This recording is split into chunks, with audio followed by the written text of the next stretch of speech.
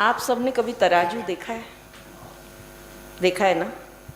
तराजू का कौन सा पलड़ा नीचे जाता है जिसमें वज़न ज़्यादा होता है? तो वो जो तराजू का पलड़ा है, वज़न ज़्यादा है, वो नीचे आपका पलड़ा है। आप सब एक बार खुद के लिए तालियां बजा दीजिए। बहुत अच्छे श्रोता इस बार मफतलाल जी ने दिए, पैसे बेशक कम दिए। दिए ये क्या कम है? हाँ, ये तो इनका बड़प्पन है। मफतलाल जी सब चीज़ें मुफ्त की ढूंढते रहते हैं। नाम का प्रभाव पड़ता है बलजीत हाँ, जी, ऐसी इनका नाम मुफतलाल ही रख दिया गया। सच में ढूंढते रहते हैं। किसी से भी बात करते हैं तो पूछते हैं, भाई तू मेरे लिए फ्री में क्या कर देगा? विनोद भाई सुनना, तू मेरे लिए फ्री में क्या कर देगा? बोला क्या करना है? बोला देख मैं तो कभी भी फ्री में बुला लेता हूँ, तू क्या करेगा? बोला जी मैं कब्र खोदता हूँ।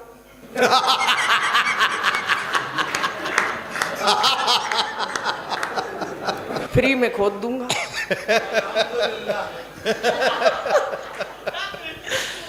हंसी की बातें कहीं से निकल आती है। लेकिन आज जब मोनिका प्रेम का गीत सुना रही थी और सब ताली बजा रहे थे तो मुझे लगा कि कौन कहता है बूढ़े इश्क नहीं करते। पुराना कुकर क्या सीटी बजाना छोड़ देता है? तो एक बार खुद के लिए तालियां बजाइए। बहुत ही शानदार अभी कवि सम्मेलन चल रहा है। वैसे भी बलजीत जी, कहावत है कि कौन कहता है कि बुढ़ापे में इश्क का सिलसिला नहीं होता। अरे आम तब तक मजा नहीं देता जब तक पिलपिला नहीं होता। देखिए ना, ऐसे काम कीजिए, अब आराम कीजिए। थोड़ी आपकी भी उम्र हो गई है, अब इस उम्र में राम राम कीजिए। भैया आज तो सारा देश ही राम राम कर रहा है जब से राम मंदिर बना है। हाँ बिल्कुल, राम की उससे याद आया जी। मैं नई एक कविता है, उसका एक छंद दे देती हूँ, फिर अपने उसमें आती हूँ। स्वागत। कभी ये दिल से निकली आवाज़ है और मुझे लगेगा ये मंच शायद नई कविताओं के लिए बहुत अच्छा है और आपके माध्यम से जनता तक पहुँचाना चाहती हूँ। जो दिल की आवाज़ निकली थी इन दिनों, और दिल की आवाज़ हमेशा सच्ची होती है, ये मेरा मानना है कि इस मिट्टी की कोख से, सुनिएगा, इस मिट्टी की गोद से, एक माँ की कोख से हाँ मैं जनी हूँ। इस मिट्टी की गोद से, एक माँ की कोख से हाँ मैं जनी हूँ। क्या जानना चाहते हो मेरे बारे में? जान लो ना, मैं एक सनातनी हूँ। क्या जानना चाहते हो मेरे बारे में? जान लो, मैं एक सनातनी हूँ। पूजती हूँ रब को, मानती हूँ सबको। पूजती हूँ रब को, मानती हूँ सबको। क्यों धर्म जाति के नाम पर आज मन ये मैला हुआ है? क्यों धर्म जाति के नाम पर आज मन ये मैला हुआ है? जबकि खोज कर देख लो, सनातन तो हमारी रग रग में फैला हुआ है। खोज कर देख लो, ये सनातन तो हमारी रग रग में फैला हुआ है। बड़ों को प्रणाम करो, बड़ों को प्रणाम करो, प्रकृति को सलाम करो। सब प्राणियों का जीवन मूल्यवान हो और आरती के बाद कहते हैं हम विश्व का कल्याण हो। आरती के बाद कहते हैं हम विश्व का कल्याण हो।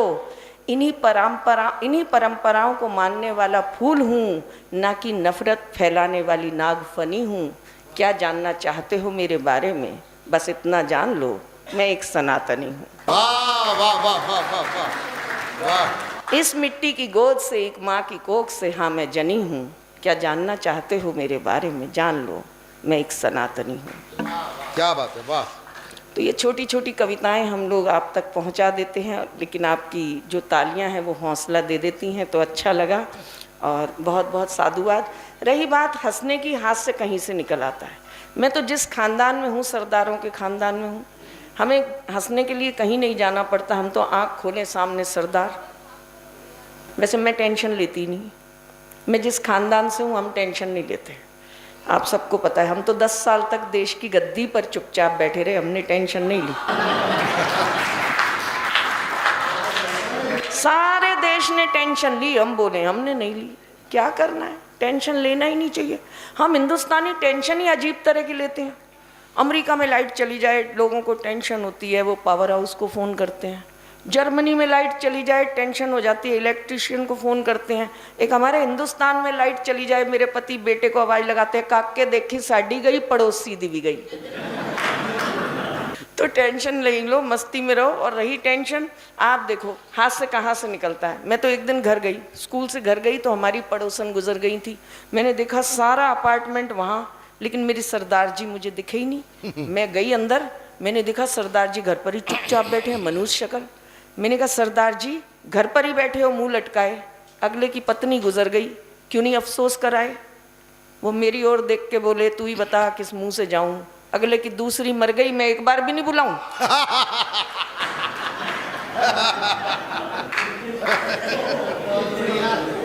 बताओ। अच्छा, हमारे तो पड़ोस में ही ऐसा माहौल हो जाता है कि क्या कहूँ। हमारे एक पड़ोसी हैं, उन्होंने कार ली, लोन लेके ली थी, लेकिन लोन नहीं चुका पाए। तो आपको पता है लोन नहीं चुकाओ तो क्या होता है, बैंक वाले आते हैं और जिस चीज़ के लिए लोन लिया होता है उठा के ले जाते हैं। तो बैंक की किस्त नहीं दी तो पड़ोसी कार उठा के ले गए, पति फिर मनुष्य शक्ल बना के बैठ गए। मैंने कहा कार पड़ोसियों की गई, मनुष्य शक्ल तुमने क्यों बनाई। बोले तू नहीं समझेगी। मैं कहा आप समझा दो।